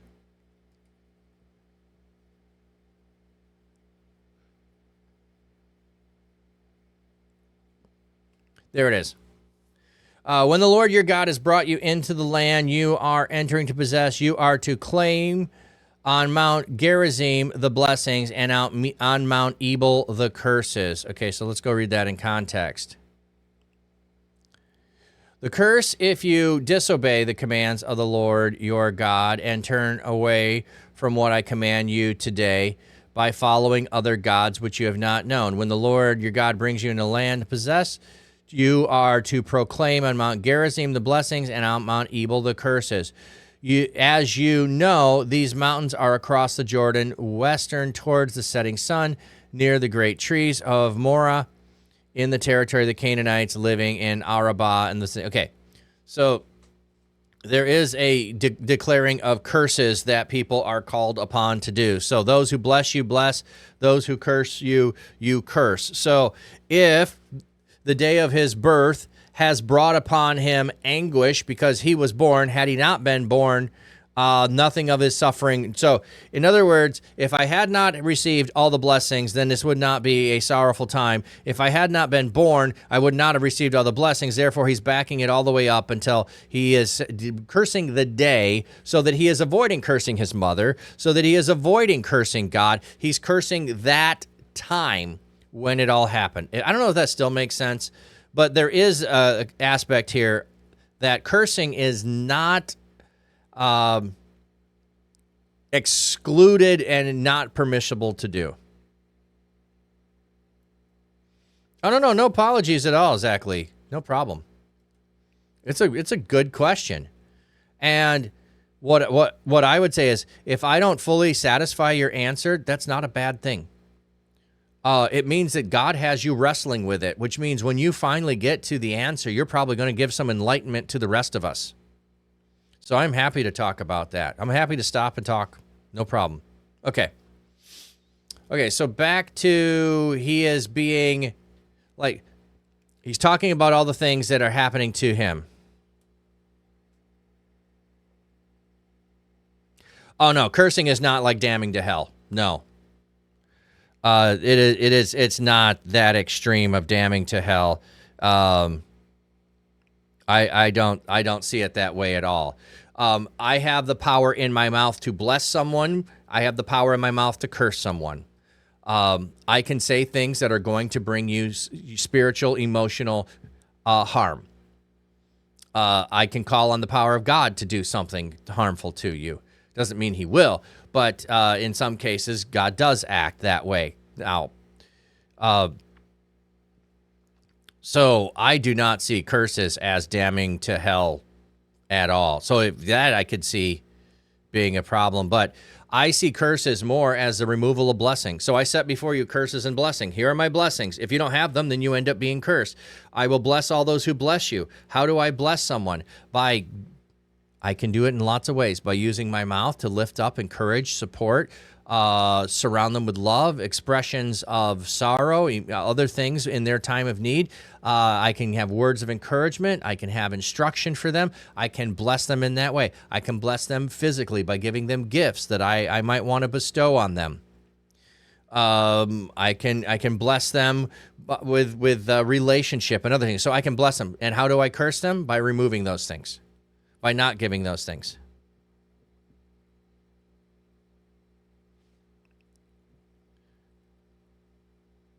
Well, and the thing is I'm not saying that some people would not use the cursing and damning in the same way.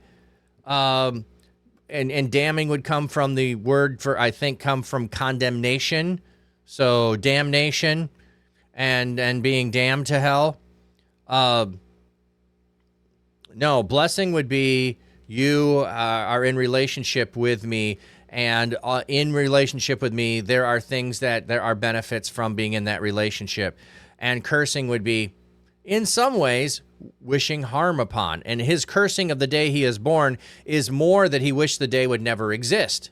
So in that way, I could see where you would get to the obliteration of the thing that existed. So keep at it, Zach. Ask the questions. Dig deeper into it. And don't just trust me. Go ask other people too. Okay. I was looking at time-wise. Okay. Continuing. You clothed me with skin and flesh and knit me together with bones and sinews. Okay, so this is not a science lesson here. We don't need to go and say, oh, they knew things and all that. Great, whether they do. This is poetic language. He's describing, I'm made by God. That's all we need to assume there. You gave me life and favor, and your intervention watched over my spirit. So I'm created by you. That's the point Job is making. I am created by God. But the things you have concealed in your heart, I know that it is with you. If I sinned, then you would watch me, and you would not acquit me of my iniquity. So if I sinned, I know you'd see it. You know, you don't need eyes. You would know it. You wouldn't let me get away with it. If I am guilty, woe to me. And if I am innocent, I cannot lift my head. I am full of shame and satiated with my affliction. So I can't even really lift my head in innocence because my affliction is weighing me down. I spoke with your pastor about it yesterday. It's been really good, though I asked your thoughts. Thank you very much. Oh, absolutely. Absolutely. And I say this often, Zach, I'm convinced that 80% of what I believe is 100% true. The problem is I don't know which is the 20% and which is the 80%. And that's why we gather together and we dive into God's word together. And your questions help us to think through things. So I appreciate this. Yeah, I did the if for. If, Yeah, and I'm just picking a random number out of my head. 80-20 sounds good to me. I don't want to be arrogant and say 95%. If, if I lift myself up, you hunt me as a fierce lion, and against you display your power again. And again, you display your power against me. So, no, if I lift my head, if I try to, you're going to just do more. I have no recourse. It's like, look at all that happened. Like, what can I, and then it came on me again. You bring new witnesses against me and increase your anger against me. Relief troops come against me. So even the troops that should have been giving me relief are now against me. Oh, Job's friends, anybody? The relief troops.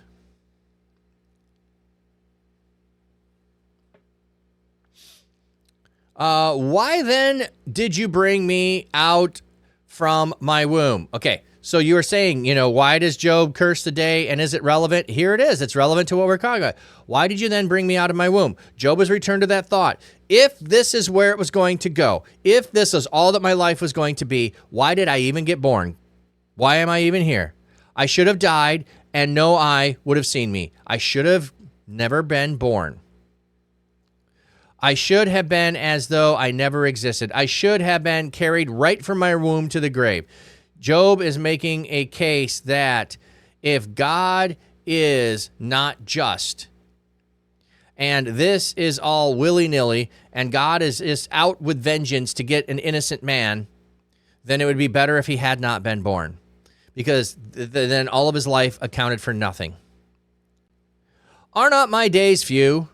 Cease then and leave me alone, that I may find a little comfort before I depart, never to return to the land of darkness and the deepest sorrow.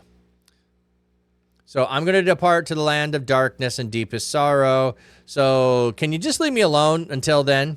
Now, he was earlier saying he wanted to die. Now he is saying that he's not yet going to die. He still wants to find comfort. Earlier he was saying he could find no comfort. Again, This is poetic language. He's going to use the extreme in certain cases, use the extreme in other cases.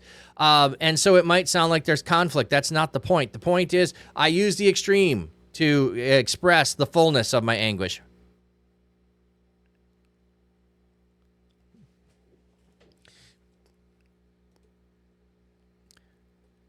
Let's go back to that phrase.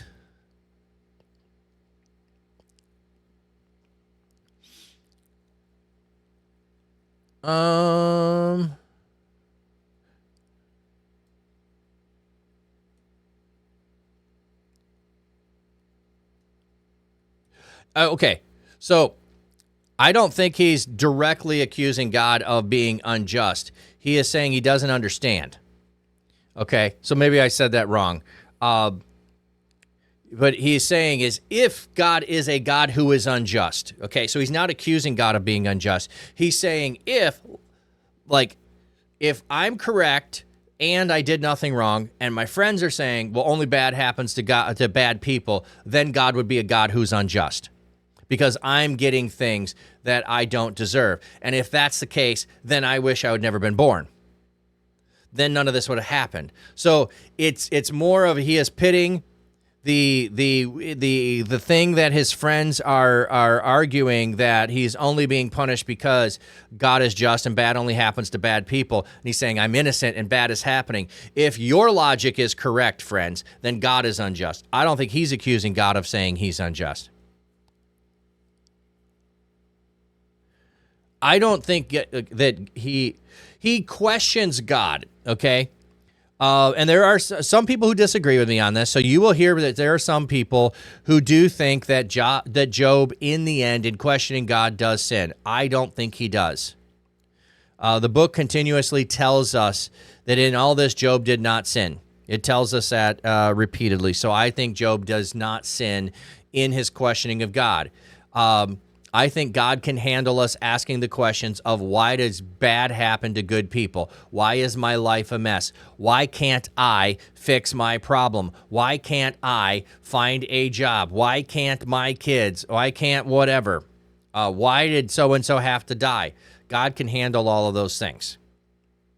The abandoning of God and turning our back on God and not going to God is the thing that, what do you do with? Okay, good question. Thank you for giving me a chance to clarify that. Okay, we're almost done. To the land of utter darkness, like the deepest darkness, and the deepest shadow and disorder, wherever the light is like darkness.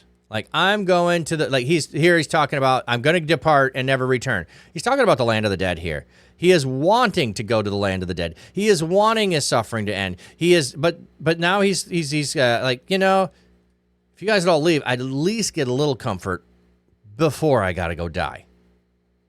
Okay, so we made it through 10.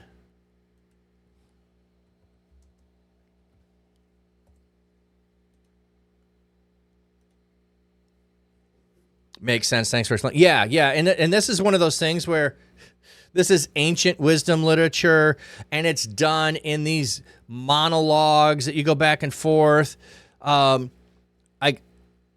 If you want a good explanation of any book of the Bible, I recommend going to the Bible Project. They have these big overviews of books of the Bible that they map out how books are laid out. I don't always agree with them 100% on everything, but they give really good explanations to give you insights on how does a book of the Bible get laid out, what is the way that it happens, how is it unfolding, all of those kinds of things. So we're going to stop here. Job has made his argument against his friends again of you're not right, I did nothing wrong. I'm suffering anguish. I have the right to speak. Bookmark, thanks. Yeah. I mean, there's a whole bunch of other stuff they do, but for specifically just say, I want to know an overview of a book of the Bible from beginning to end, I don't think anyone does it better. On a particular book, there might be someone better, but overall, you want to study a book of the Bible. You want to get a picture of what does it look like in that book. How is Job, these cycles of stories that happen. So there's these cycles with a Job and response by a friend, and Job and response by a friend. And they go back and forth. There's 3 cycles with his 3 friends. Then there's this upstart that comes along, and that's the next cycle, which is this whole pattern to old poetry and wisdom that's ancient. We don't use it. So it's hard for us to fully grasp what's going on. Also, this really, in some level, would be a performance play that you would do this. It wouldn't necessarily be, and maybe it'd be like reading theater, if you've ever done reader's theater, where I'm reading the script of this and acting it out to say those lines to you. Maybe it was done that way. Maybe it was memorized, and Job would have all of his parts memorized, and the friends would have all their parts memorized. Those kinds of things, which I think would be beautiful to see someone do this. It'd be fun. Okay, let's go take a look at the fish and the birds. If you've not been here recently, we got a little birdie or 2 or 3. Oh, mama bird is off the nest. Might be looking for some worms. Wywis is lounging there. Wywis has decided that right there is where he sleeps. So when Wywis is there, he's usually just dozing or taking a nap. I see him rustling a little bit there. It's raining outside, so you see a little bit of foam on the pond. It was super dirty yesterday. Lots of wind blowing. My son's lost power. Not sure what the whole deal was on that. I don't know if they ever heard. But let's zoom in on the birds in case Mama comes back. And maybe she won't. Flat Cat Pastor shows the way. Stream it live, come what may. With his cam, he shows it all. Little fish, both big and Oh yeah. small. You know what? While we're here, let me just do this. So serene, nature's beauty on a screen. Give an ad for Reach Conference. Attention streamers, content creators, gamers, and cosplayers. Last year, ReachConf was an absolute blast. I do have real-life celebration where a creators free connected, ticket impactful that I need to give speakers away for inspired, Reach Conference, so I need to figure out a tournaments, way on-stage to give shenanigans, that away and fantastic music to someone kept the who will energy use high. it. It was more than an event. It was a community coming together. Get ready for ReachConf 2025. Oh, I see the ad break happened. So it did not give me the warning again on the ad All break. the best parts of gaming and Didn't give me creative an ad culture break will be warning. there, It just- live and in person. All of a sudden it's saying Last your year, ads will we be hit over. capacity, and even with increased numbers this year, tickets are sure to sell fast. Don't miss your chance to be part of the ultimate IRL experience. Grab your tickets now and join the movement.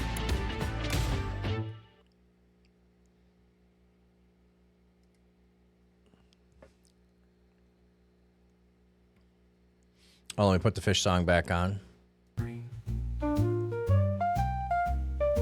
See the ripples, watch the flow, hear the music, gentle glow. Flat Cap's charm, calm in tone, makes the fish feel right at home. Watch the fish, they swim along to the rhythm of Yeah, Lucis, maybe do a wheel. Yeah. Flat Cat Pastor Yeah, I'm shows good with the doing a way. wheel. It's more of what are the, like, Come what there are may. some other ways to do contests.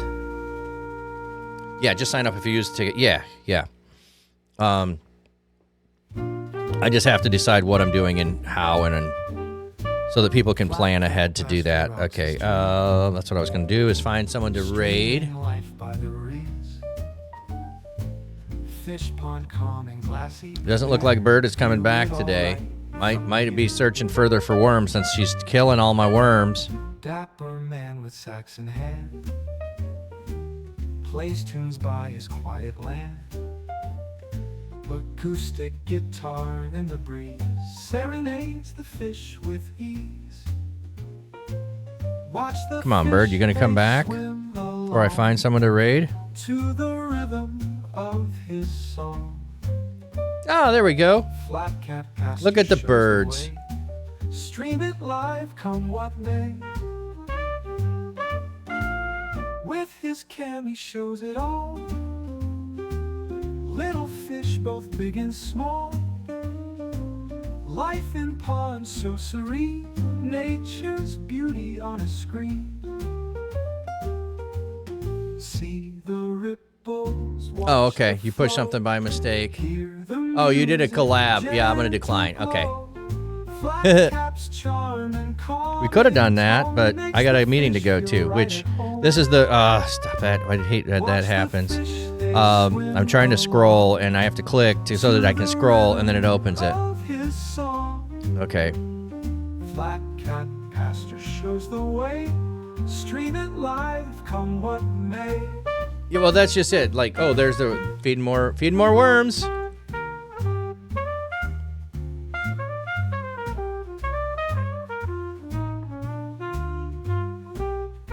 Let's go over to Laura. Oh, wait. Yeah, let's go to Laura.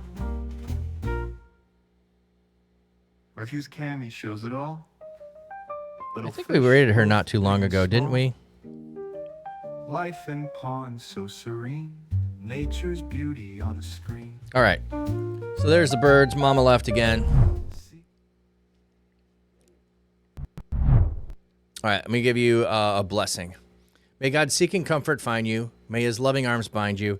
May his might protect you. May his wisdom direct you. May the joyous love of Jesus Christ be with you and all those you know, both now and forevermore. Amen. So this is the one day of, or sorry, one Wednesday a month where I get to go longer. Otherwise, I'm normally at a meeting at 9. This is my meeting at 10 week. So I'll be there. Let's go ahead and give a prayer for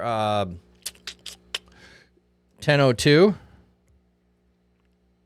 If I can type that right. God, we're just praying for workers for the harvest. The harvest is plentiful. We know lots of people online who are lost and lonely and need your love. And so we're praying for more workers to be sent out, more people to feel the calling to be a digital missionary. So God, can you raise them up? Can you help us connect with them? Can you help us to reach them so that they're not alone, but we're connected together on mission for you? So God, we just pray this and ask your blessing in Jesus' name.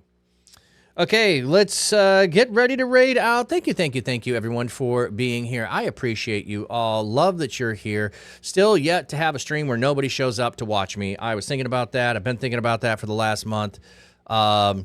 Mainly partly because I needed to, because I got no payout last month. And I'm like, I haven't missed a payout in like 2 years. And all of a sudden I had no payout. Like, oh, am I doing something wrong? Am I not good enough? And people not wanting to watch me. And then, you know what? You're here. So it doesn't matter. Doesn't matter. All right.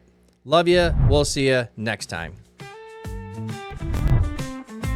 Oh, by the way, tomorrow is a podcast on thechurch.digital with Woofler. Please come and hang out for that. Love it when you do. Reading from the book, the word so alive. A prayer in his heart that lifts the soul. In the digital world where spirits roll. Hallelujah, from the screen we scream. Join the pastor in the holy dream. Spreading love with every verse he reads. Planting hope like precious seeds. He's a shepherd with a virtual flock.